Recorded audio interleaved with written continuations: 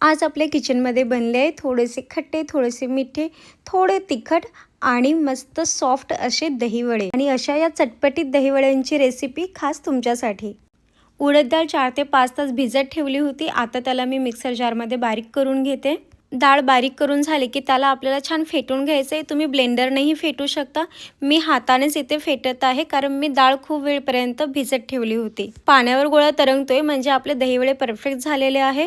आता तेलामध्ये छान दहीवडे तळून घेऊया। दहीवडे तळून झाले की मिठाच्या पाण्यामध्ये दहीवडे सोडून देऊया। वडे पाण्यामध्ये भिजते तोपर्यंत आपण दही फेटून घेऊया। मी घट्ट दही यूज केलं होतं म्हणून मी थोडं पाणी सुद्धा ॲड केलं होतं। आता त्यामध्ये साखर, जिरे पावडर, थोडं मीठ घालून थोडं फेटून घेऊया। वड्यामधलं एक्स्ट्रा पाणी काढून दह्यावर टाकून घेऊया आणि या दह्याच्या बॅटरमध्ये आपल्याला वडे थोडा वेळ भिजत ठेवायचे आहे।